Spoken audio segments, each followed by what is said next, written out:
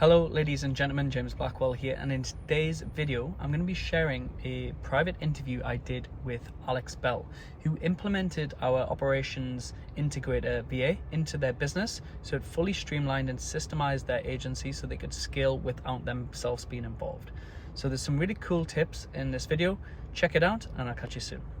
Hello, ladies and gentlemen. Welcome to today's webinar. Hope everyone is well. So I'm just going to give everyone a couple of moments to get in to the room, and then we're going to dive in and wait for Alex to get in, and then we're going to get started. So today's session is going to be live, and I'm going to open things on to a Q&A as well at the end. So for those of you that are interested in getting any help in particular on your business and how you want to scale and what your bottlenecks are, then I'm going to leave it open as a Q&A, and also you can ask Alex any questions as well.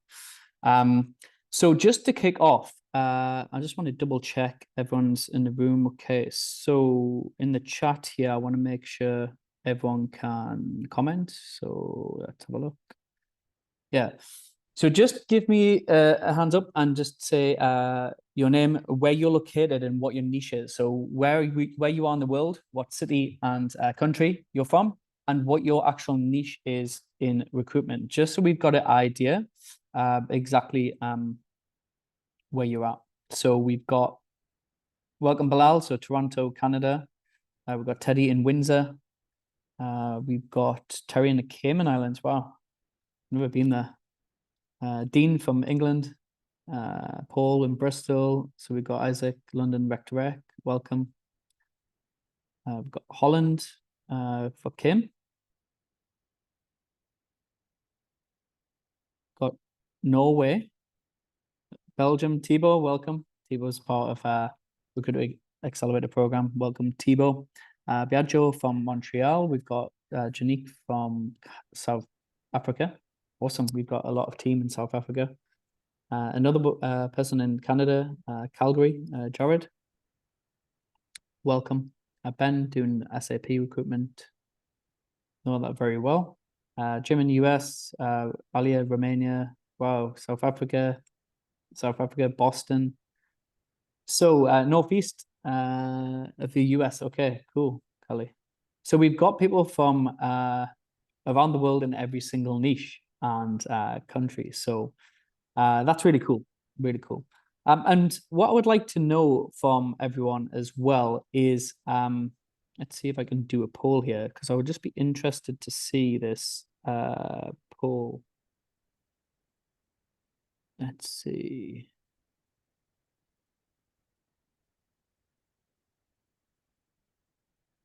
I just want to see where everyone's at. Yeah, so I'm just going to start that. So there's going to be a poll here. And what I would like to know is, like, there's really 4 key parts of owning and scaling a recruitment agency, okay? With the goal of getting to 7 figures and beyond. Now, that roadmap starts off as starter phase. So if you're in starter phase, that means you're either just starting out or you're 0 to 100K in revenue per year.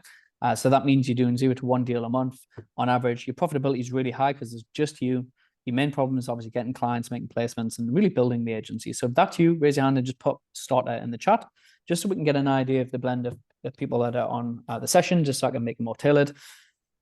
If you're in solopreneur phase, that means that you've started your agency, you've been going at least probably a year or so, and your revenue is 250K on average. So between 100 and 250K a year. Your profitability is very high because everything's still done by you. So you might have either hired and probably fired your first employee because it didn't work out. You're building your agency and you're working maybe too many hours in the agency. So if that's you, just put solopreneur on the poll.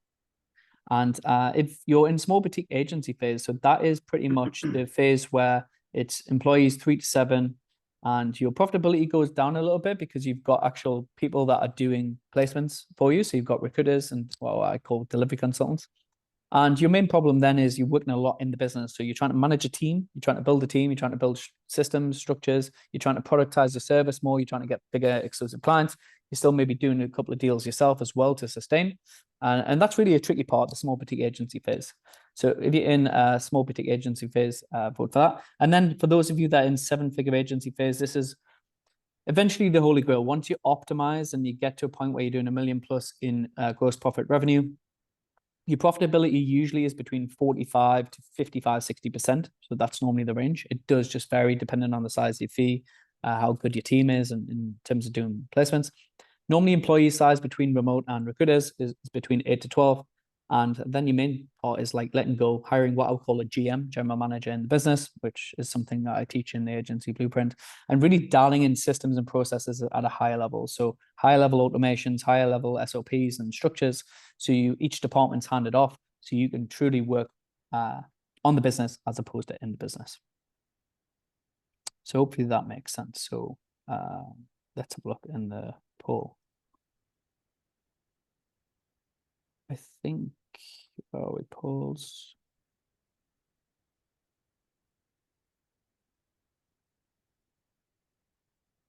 Just wanted to check where everyone's at. Let's have a look. Okay, so we've got 50% of you in starter phase. We've got 24% in solo and 26% in boutique agency. If there's anyone else that's in 7-figure, just pop it in the chat, just so I've got an idea. I'm just going to share those results there. Cool.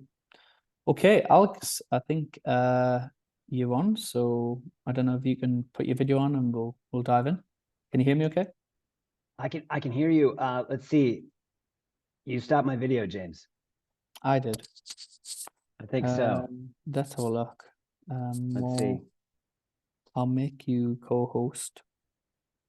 I can make you co-host, so that should let you just put your video on. If you just click on the panelists on the right-hand side, there we go. There we awesome. Cool. Good so, yeah, likewise, Alex. So, for obviously the listeners that are on live and watching this recording, do you want to just do a little introduction to yourself? So, your background, your niche that you specialize in, and where you're located. Yeah, so I'm based in Chicago, and I've been recruiting for 24 years. A hyper focus in quantitative marketing. I've been running a solopreneur desk for most of that time, and I was motivated to connect with James last fall for a couple of reasons. I had kind of an inflection point in my life. My wife and I were blessed to have our firstborn, and my business was sort of stagnant. I was running pretty consistently a $700 to $1 million desk, but I had Beth Wilson, who was my right hand, who worked with me for 10 years. And it was a great business, but it becomes stale. And I wanted more from that. But I needed to, when you're doing that for so long, you have a fixed mindset. And I needed to identify systems and have processes that were repeatable and something that I could believe in. And doing all of that in a market that was correcting in terms of quantitative marketing. So that was the genesis of my background. And since joining your program, I've gone through a lot of change and implemented a lot of systems. And although my numbers are not close to 1 million this year, I'm on pace to do 500, but I'm building a team, and I'm building that with systems that are going to help me navigate any market and scale this at a level that I never could prior to joining this program. So yeah, so that's sort of my story. Does that help? Yeah, for sure. And obviously we'll open it out, if that's okay, to a few questions of the members and the guests that are on the webinar, which is cool. So walk us through. So looking back and when you first started your agency, so walk us through, what was that like? What was the turning point for you that got you starting in the entrepreneurial journey of owning your own agency? Yeah, I mean, so I started on the corner of Madison and Wells in Chicago in March of 2000. And I have a twin brother who was in recruiting at the time. So I just fell backwards into this business, and I loved it from day one. Just the idea of unpacking people's stories and matching up talent solutions with companies like that, that struck a chord for me. I have more of a qualitative mind, so I don't belong in numbers. I belong engaging with people. So that fit me in a really comfortable way. And I worked with a large agency for 10 years called Smith Hanley Associates. And I was running, a pretty traditional desk where I had a team of 3 people, but I didn't necessarily enjoy managing people. I didn't have a lot of patience for people that weren't dedicated to the industry. There's a lot of turnover in recruiting. I needed to make sure that my desks were producing around 250 to 300 if we could. But there was just a lot of management that I didn't have a ton of patience for. It wasn't a strength of mine. So after 10 years of doing that, Linda Birch was one of the co-founders of Smith Hanley. She broke away to start her own firm. I joined her as a partner for 2 years. And much the same, I was managing a team. I was kind of getting exhausted with that. And so in the summer of 2012, I broke away to launch Madison Wells. And my mindset at that time was, I want 80% margins. Beth Wilson is tucked in next to me. She'll be my right-hand person. And I'm just going to run the most profitable desk without having to manage anybody. And anyone listening to this who's a solopreneur, that might resonate with them on some level. But I will tell you that that has an expiration date. At some point, and especially as your life gets more complicated. I got married. Now we have this little guy who's a total dream. Time is my currency, always has been, but it's more valuable now than ever. So it was time for me to get out of this fixed mindset of working in the business and get to a point where I can work on the business and create scalable systems. So, yeah. So walk us through that. Yeah, I mean, look, this is really helpful because I think a lot of people get trapped in, you start a business for freedom is the number one thing. Yeah, like, so Right. people are usually employed or recruited elsewhere and they're like, I want to be my own boss. I want to have freedom. I want to take home all of the money instead of commission. And I don't want the headache of managing team and employees. I could just build 200-300K a year myself. Life will be great, and off we go. And then obviously you end up realizing that if you don't have a business, you just have a high paying job with what I call golden handcuffs. You can't take holidays, can't take time off. And eventually you get burnt out and probably sick of dealing with candidates and clients every single day. And obviously that has like I said, an expiration date. And you fall out of love of your business when you first started. So walk us through that journey. So 2012. So that's like 12 years ago. And then, so how long were you going just yourself? And you mentioned obviously the partner that you brought on, like how long was it when it was just you and them? It's been this whole time. I mean, it really has been since last fall, like since September of 23. We're consistently generating, 700 to $1 million, and running kind of a squeaky business. But I was involved with everything, and actually, your program, like in the process of going through your program, James, Beth started to realize like this isn't for her. Interesting. And she broke away. She has 2 boys, and teaching was really important to her. She felt like her kids were going to a school where she wanted to participate in that. So I was vulnerable to Beth's departure. And without having your systems, and we'll probably talk about this later in terms of having an operations integrator, marketing sourcer. I have a 180 delivery consultant now that I replaced with Beth.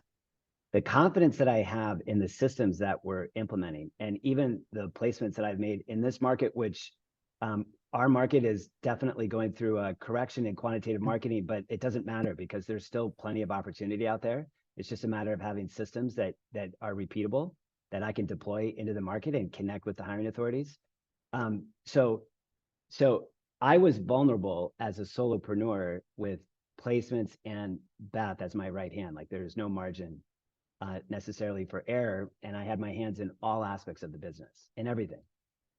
Having systems now is giving me the freedom to step back and identify people that can execute, certain facets of this business, and free me up to really focus on what I do best, which is the business development, the client engagement, and closing deals. I don't know if that answered your question. Yeah, for sure. And what's really interesting as well was when you're the realization that you knew that the business was fully reliant on you and you needed to build some systems and structure and not be reliant on either you or this other person you had in the business at the time, because you were just 2 billers, like billing in a business. Yeah. And correct. Yep.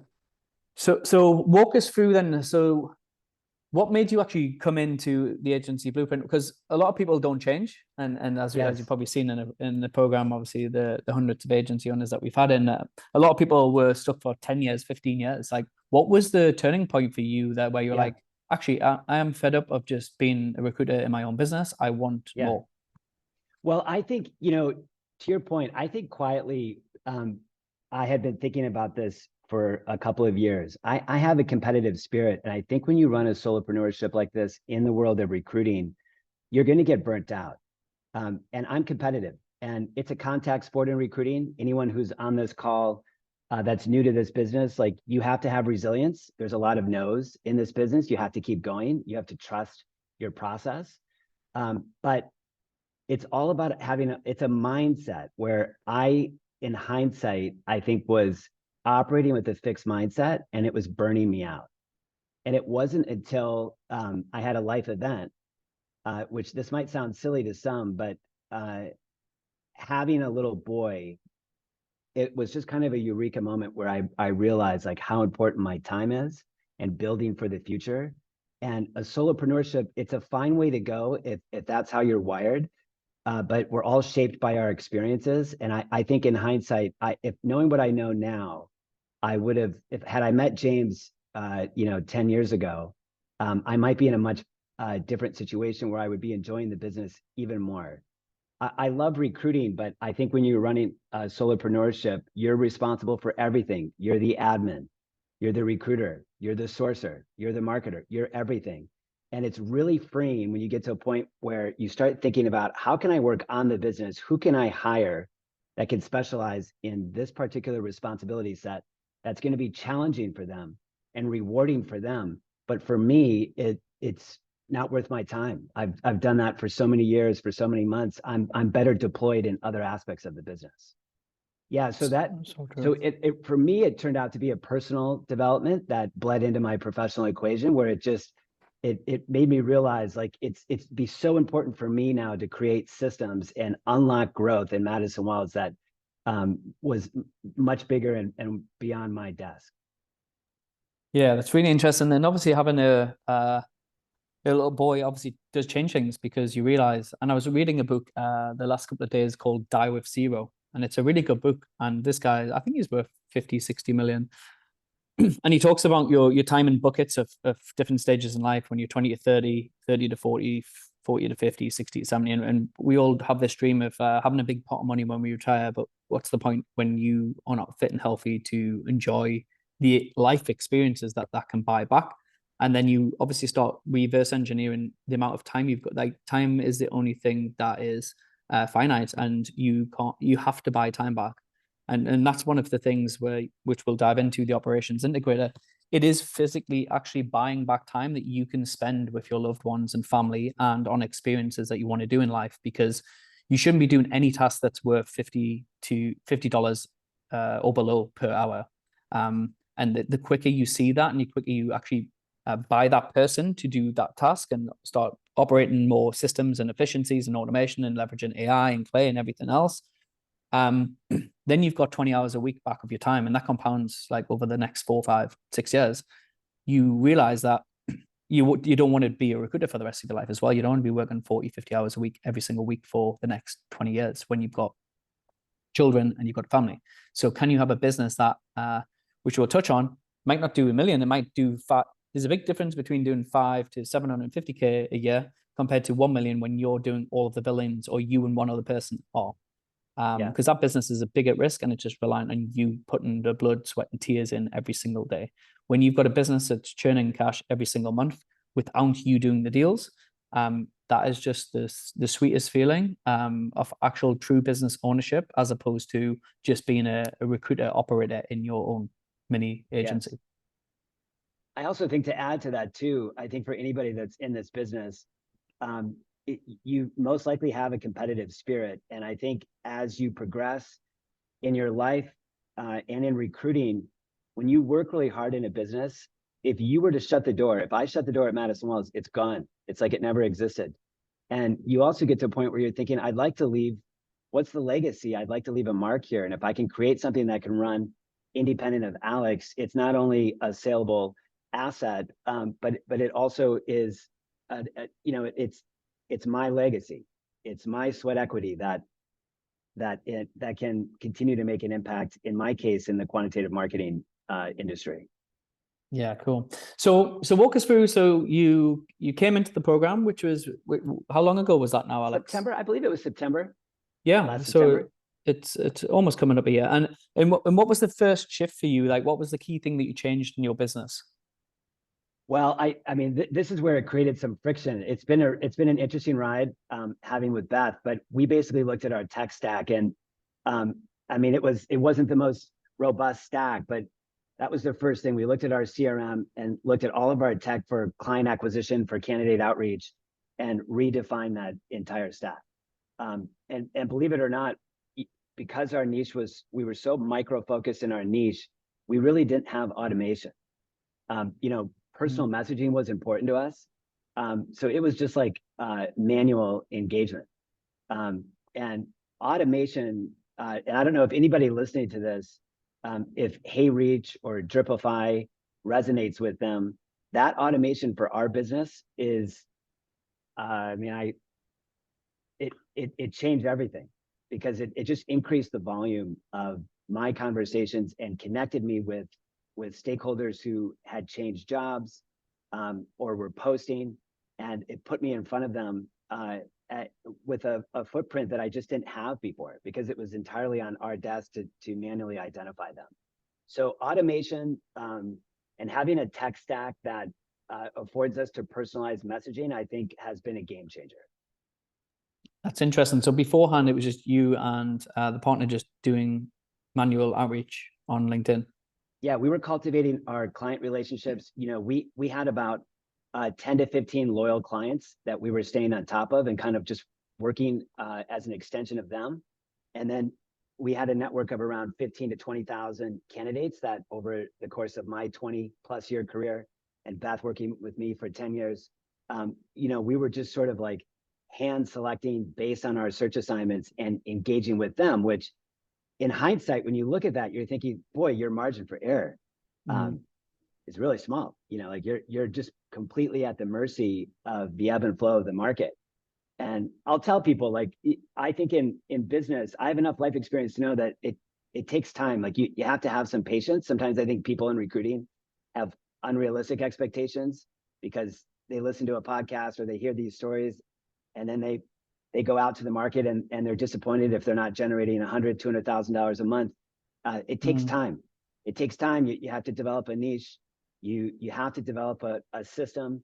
You have to trust in that system. You have to be disciplined, and you've got to execute each and every day. The difference with this program is that it afforded me an opportunity to look at a tech stack and then start thinking about individuals that could specialize in certain features of that tech stack in terms of managing the technology, managing messaging, managing outtake, intake, and afford me a chance then to just focus on what I do best, which is having conversations like these. Yeah. So true.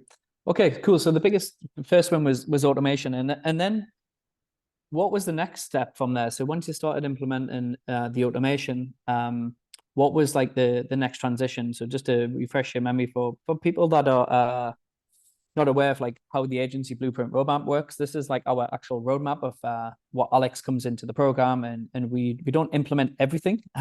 There's just areas and building blocks that we start step by step. So we start baby steps. 0 to 10K is like pretty much dialing in client acquisition system, your live leads, delegating the LinkedIn chat, LinkedIn candidate automation, which Alex has touched on there. Was anything on mindset and your current self and desired self that you helped shift? Was any shifts like for your personal side? Well, mindset is everything. And I think if you're a solopreneur, that can be a really lonely space, especially if you put a lot of effort into deals and maybe a deal that you thought was going to close doesn't go your way. And that can have an adverse impact on your next day or your week or what have you. So having systems in place where there's a couple of things. Let me back up. Looking at our tech stack was kind of like number one. And then in concert with that was focusing on my mindset as a solopreneur and getting out of that fixed mindset and looking at how I kind of just looked at how have I been conducting this business and what do I need to do to change? And the first thing was mindset. And then looking at my calendar, which might sound elementary, but just creating like time blocks on my calendar, which I had not done before as a solopreneur, because I was kind of just operating mot du jour, just responding to my client needs. which is a little bit when you think about that, that's a more emotional way of going into the business. And you don't want to be emotional in this business. You want to be steady. You want to execute. You want to focus on numbers and metrics to ensure that execution.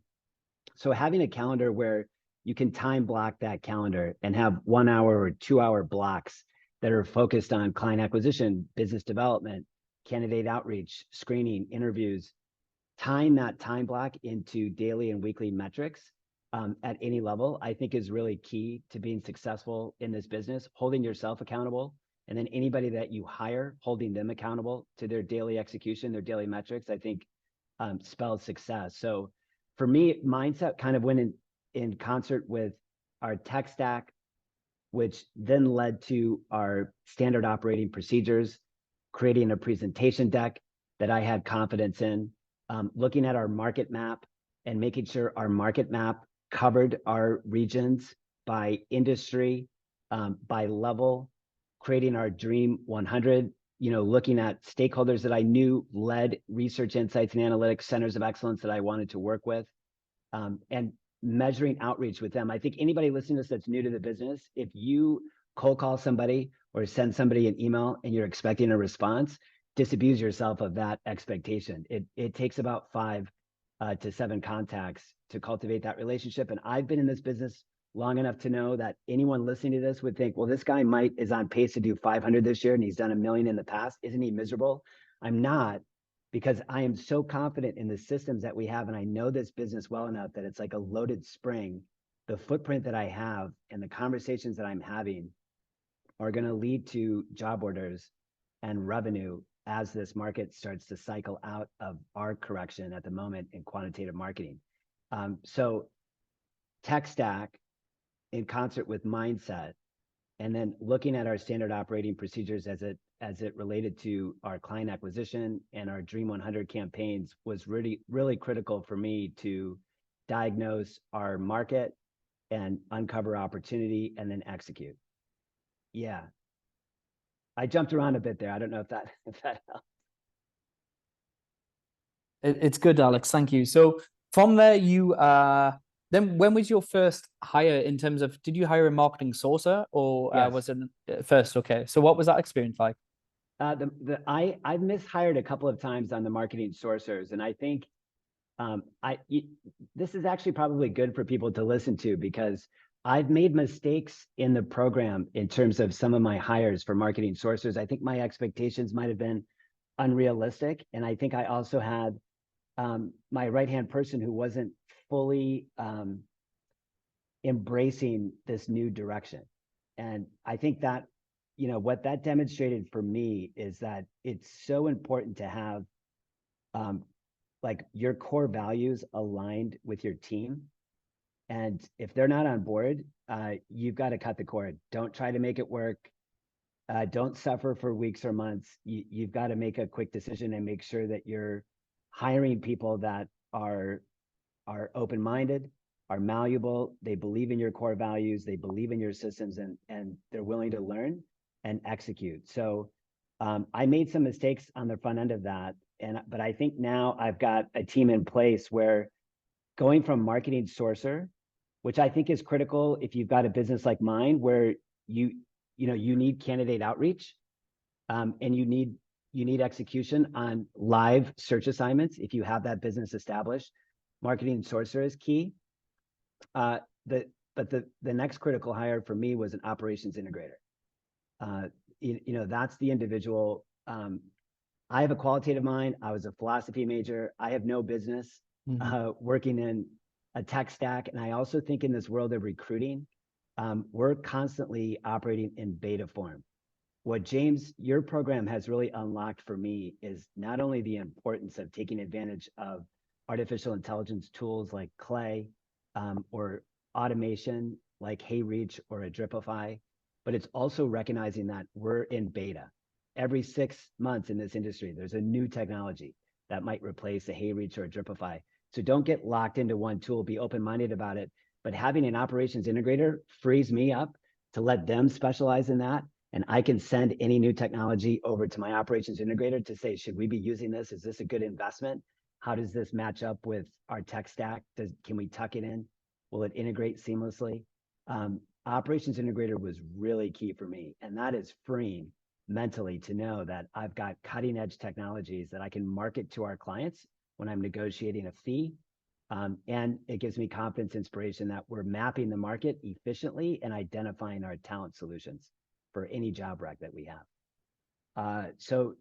After the Operations Integrator, with Beth retiring from Madison Wells, I hired what, in my mind now, I'm creating delivery consultants. I used to think when I was a solopreneur, I've got to find that purple squirrel and get the 360 recruiter.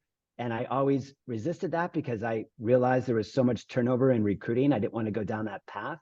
But now having these systems in place, what I'm realizing is it's so powerful to have in my org chart an operations team, which my operations integrator will be leading, a sourcing pillar that's hyper focused on learning the business and identifying talent, and then having our delivery consultants pillar, which I don't need 360 recruiters unless I have a rising star and is really sticky with the business and gets to know quantitative marketing and falls in love with it, and has sweat equity built in. But I can have an entire team of delivery consultants, 180, and I'm feeding them jobs, and they're loyal to the business because they get up in the morning and it's just connecting candidates with jobs, and they're getting well paid to do that. And I can build that now because I have line of sight in a system that's repeatable and will work. Anybody that's running a solopreneur that thinks they're going to hire 6 amazing 360 recruiters, it's probably not realistic. So true.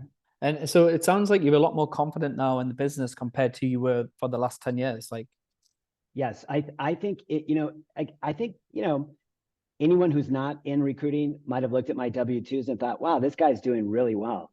But when you're actually in this business, and if you don't have, knowing what I know now, I was at the mercy of the market and the whims of my clients and candidates. And that, I think that's why there's an expiration date as a solopreneur, because that gets to be exhausting mentally, and your hands are in all aspects of the business.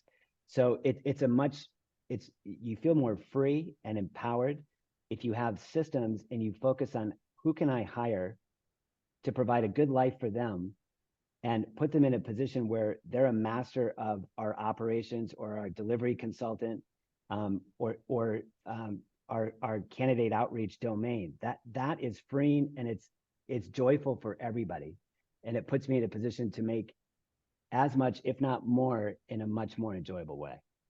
that's awesome. And just for those people that are listening, just because obviously we talk about ops integrators as if like everyone else knows what they are, but to give people a breakdown, like on the tech stack. So an ops integrator is like your virtual assistant remote employee that is literally the operations guru. So when Alex has talked about systems and all the tech, a lot of business owners just don't have time to figure it out themselves and set it up.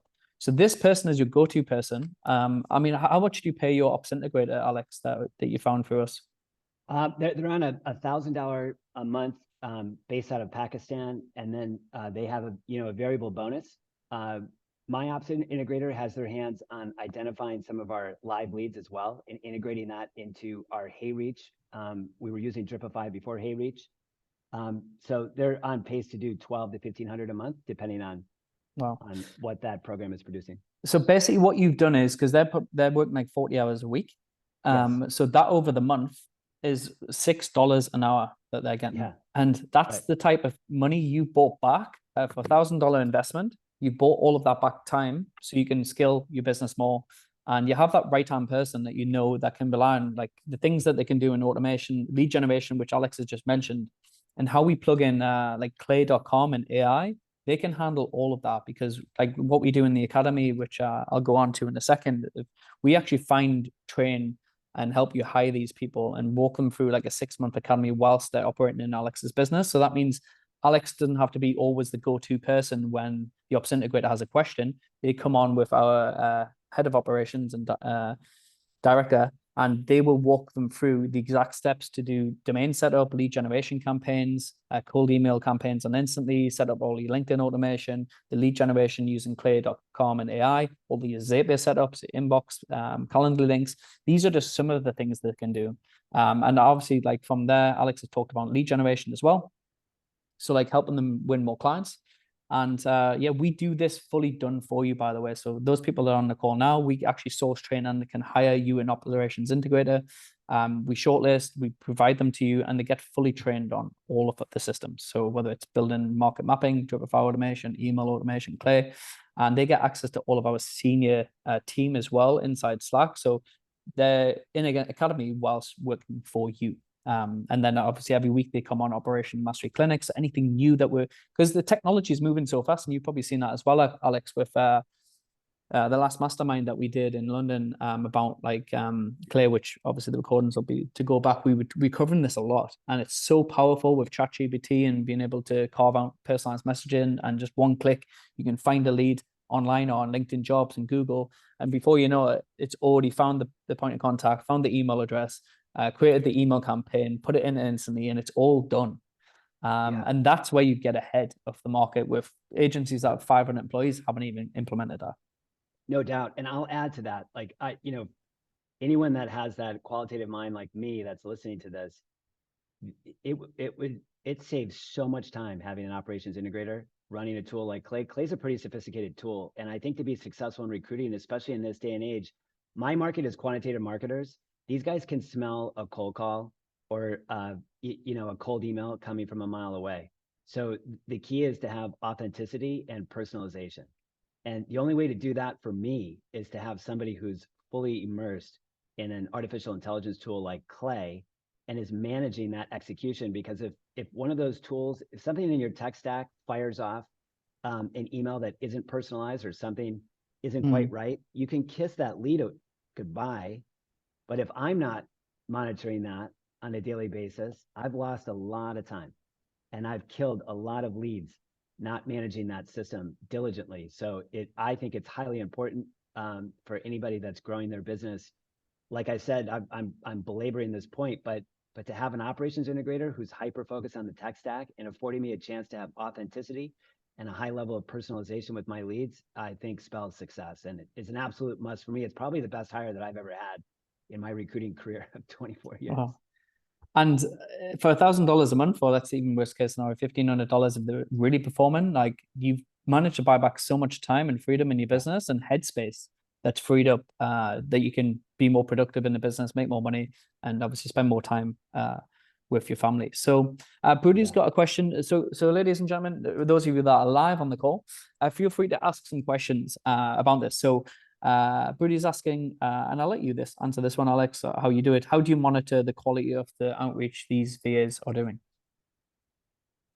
Well, so for HeyReach or Clay, I jump in. I have a huddle. I think it's important too. This is a good point. Like when you're scaling and hiring people, I have a 15-minute huddle every morning to look at our live lead sheet and to understand. I'll go into our sequencing, and once a week with our operations integrator, I'll look at our response rates on the sequencing and look at the messaging. We might tweak the messaging. I think it's important to tweak messaging on a regular basis and not just get locked in. So that's where we'll flag something that perhaps has fallen apart or isn't aligned, where you don't have like the first name coded correctly or the job title coded correctly, and they can jump in and fix that. Does that answer the question? Yeah, that's cool. So now for you then, Alex, so walk us through what's the next steps for you and what's the goal with Madison Wells? Now you've implemented the systems and the Ops Integrator, and you mentioned the delivery consultant. Are you looking to hire, where are you going to be hiring that person? Yeah, so I have a delivery consultant out of Colombia.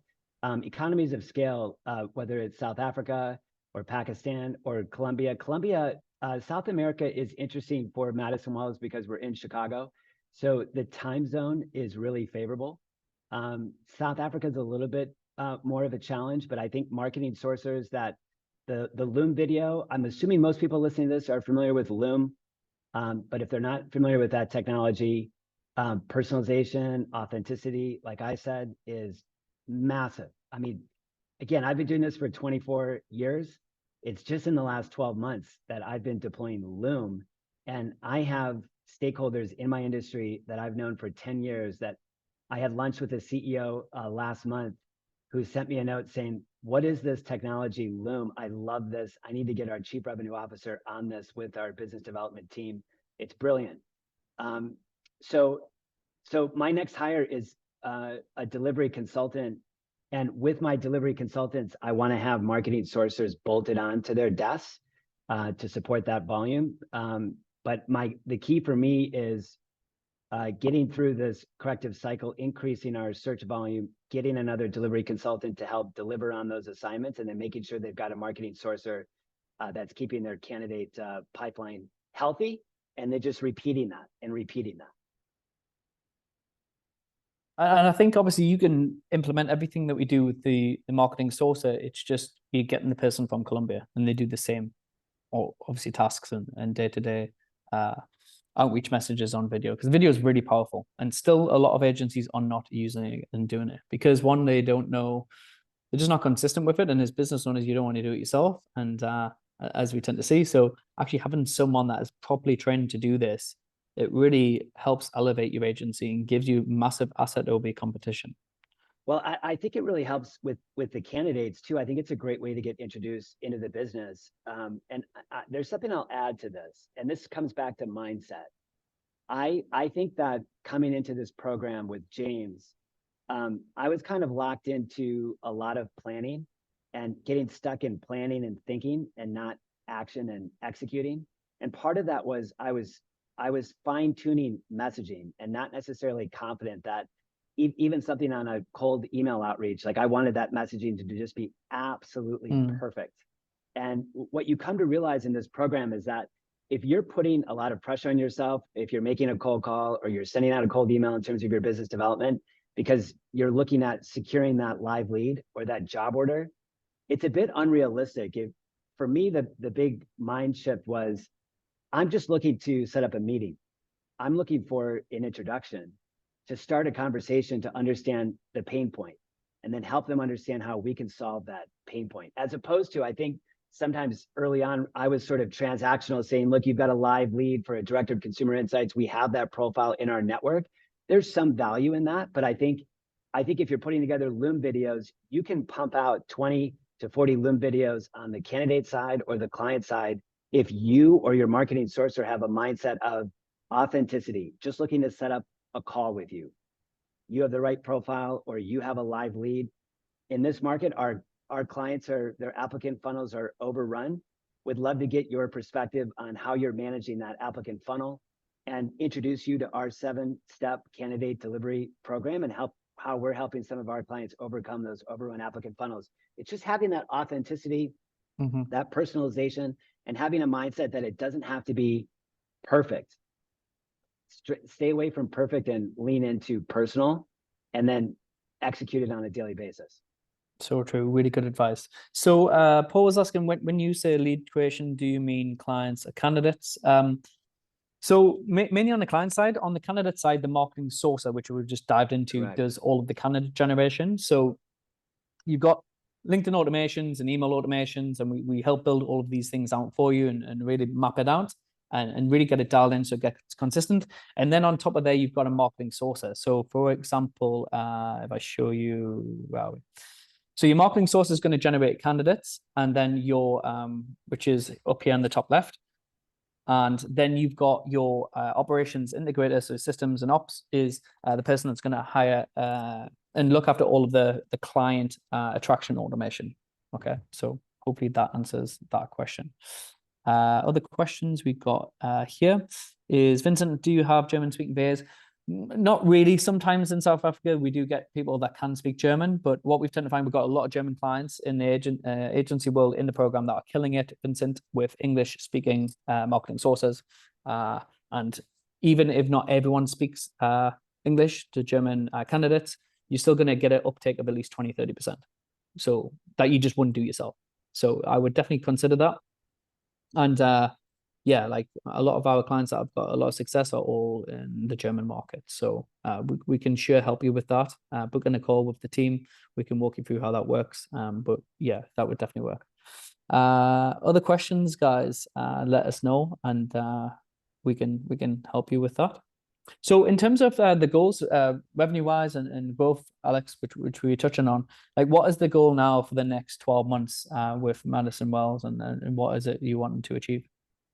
Yeah, I mean, right now in our current market, I'm averaging about a placement a month. Our average placement is around 30,000. My minimum fee is 25,000. But I want to get this up to 2.5 placements a month. So a year from now, be on pace at $1 million a year. And to do that, I need to have 2 delivery consultants, 2 marketing sourcers, my ops integrator, and my desk, and then continue to build from there. Very nice. Really good goals as well. And you feel more confident now you can deliver that. Now you've got the systems in place and you've got like the core structure. There's no question about it. Again, I've been doing this for a long time, and I think I had kind of a really fixed mindset that was, in hindsight, a bit too narrow.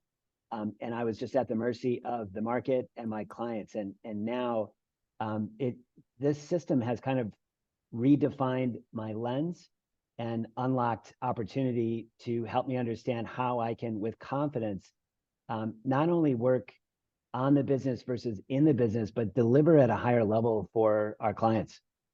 So good. If you have that confidence, I think then it just really helps understand your market, your metrics, your execution, and then it's just a matter of taking action. Awesome. And what would you say to people that are listening to this, Alex, and are on the fence about making changes, investing in themselves, or maybe coming into the program? If you don't jump in, then you're just missing an opportunity. The longer you wait, you're just delaying the inevitable. Like whatever dream, whatever vision you have today, that can be your reality if you just take action. And if I had to provide guidance to myself 10 years ago, I would say, don't think as much and plan as much and stop worrying. Just jump in and take action. Take action. Love it. Okay, Alex. So we'll just do a quick 5-minute question and answer, if that's okay, and then we'll wrap things up. So Thibaut, welcome, my friend. You put it in the host and panelist, but it's fine. Alex, would you say your business is actually a more valuable asset now in comparison to 2 years ago? Yeah, no question. Because I'm building Madison Wells to a point where I'm not the dominant variable to that equation, and you can't do that without the systems that James and his team have in place that I've been able to adopt. Prior to James' program, it all rests on my shoulder. And if I'm not part of that equation, there's no value in the business. So no question. Awesome. And Scott asks, how do you handle the time difference in Pakistan versus Chicago? Well, our Pakistan people actually my ops integrator that I first hired is on maternity leave. She's brilliant. She's coming back in a couple of weeks. It's such a critical role that Hassan, her replacement, I'm trying to figure out a way to have them both tucked into the agency, but they both agreed to operate on Chicago business hours. But I have a huddle with them pretty much every morning, Chicago time at 9 a.m. And then we're on a Slack channel. So we're communicating on a regular basis on Slack throughout the day. But I would say, yeah, most operations integrators, especially in Pakistan, they're accustomed to supporting US business hours. And then of course, if you're in Asia Pac or Europe, you're in good shape. Very cool. Yeah, cool. I hope that answers the question. Tariq, AI impacts on traditional agency operations. So like the biggest shift has been Clay. So Clay.com has been like a massive game changer for recruitment agencies and a lot of B2B agencies. And we help build all of this out for you. And like there's so many powerful things that Clay can do and integrate with. Like I kind of get in the back end just now because I just won't have time to log in. But basically what it can do is it can plug in and find leads or clients that have advertised a job of your vacancy. It would find the point of contact on LinkedIn. It would find the email address. It can verify the email address. It can add it into ChatGPT, and it can create a most placeable candidate outreach message. Then it can do a 3 or 5 or 7-step follow-up sequence. It can load it into Instantly, which is our cold email tool that we use. You can load it in a Dripify to do LinkedIn automation side by side. And then it will do it full end-to-end, a click of a button. So it's operating in the background. So the Ops Integrator can build all of this for you. That's just one playbook. We've got a number of playbooks in our Remote Operations Academy. So if you actually go through us and we will source, train, and hire that Ops Integrator fully done for you, they will be fully trained on this. Because for you to do this, Tariq, or anyone else listening, it's not worth your time to deep dive in and try and figure it all out, because you are best placed speaking to high quality clients and candidates, getting more retained business, growing your brand, growing the business, and making placements, or getting your team to make placements. You doing the operations or figuring out automation and this type of stuff, trust me, you've been in it for hours and hours and hours, and you're just not going to get the ROI. Like I said, we worked out Ops Integrator, $6 an hour. You're going to be doing a $6 to $10 an hour task, and it's just not the right thing to do. But also, like, the most important thing, like, AI is happening, and like clay.com, like, we figured out, we've tested a lot of tools and strategies. This is the biggest game changer that you can implement in your agency right now that is working, and we give you the full playbook, so we implement it all for you with the tech stack. So James asks, would you recommend going for the German software market, specializing in Berlin, Munich, Frankfurt, if you're based in the UK? It depends, James. I don't know your full context or your background, but I mean, we've got UK agency owner clients in the program that are doing the German market in software, for example. Yes, but we also got German speakers that do software market in Germany. That might be a little bit better because they speak German, but the placement fees are big there. Cousin asks, what are the valid expectations from Ops Integrator in the first 6 months if you're just at starting phase as a new agency? So basically, because it's going to save you so much time, because you should, as a startup phase, all you should be doing is speaking to clients. You should be just winning clients. Like the 0 to 10K is implementing these bottom pillars here, but you should just be client acquisition system. So it should just be speaking to clients, getting leads, getting some jobs on, and trying to make your first placement. And in the background, your Ops Integrator can do and handle all of the rest. You're welcome, Thibaut. Kyla, why did you choose Madison Wells as a name of your own name? That's just it's a funny question. Yeah, I put that in there in the chat. It was, my last name is Bell, which isn't the best for search engine optimization. So I started on the corner of Madison Wells in Chicago in March of 2000. So that's what I adopted for that. And that's actually part of the story. Everybody has a story. I think storytelling, authenticity, personalization is really key when you're growing your recruiting business. And that's what these, Clay and your tech stack is going to help you execute, but it's helping you execute because you need to personalize, you need to storytell, you need to have authenticity. Cool. Kelly asks, cost of Clay, normally the one for $149 a month. When you really implement everything, you can start for free anyway in 100 credits. It just depends on how many credits you do, for the leads and the follow-up sequences, etc. But normally between free and starter phase is pretty much what you need. As you're a bigger agency owner and you've got a team and you're doing probably on average 20 to 30K a month, you might go up to Explorer stage, but it's very, very rare that happens. It's only here. So the cost isn't big at all. Josh, is there any niches, sectors this system isn't effective in? No, Josh. Like I've shown you when the people coming onto the program. I mean, to give you an idea, just even the members in the program, this works in any single niche. So like these are the members from actual joining newest date. So you get access to the portal. So you'll see these are all people that came into the program and are doing all sorts of niches. So you've got STEM, engineering, manufacturing. Blake joined just last week. Frank doing 20 years stuffing in executive search. You've got who else we've got?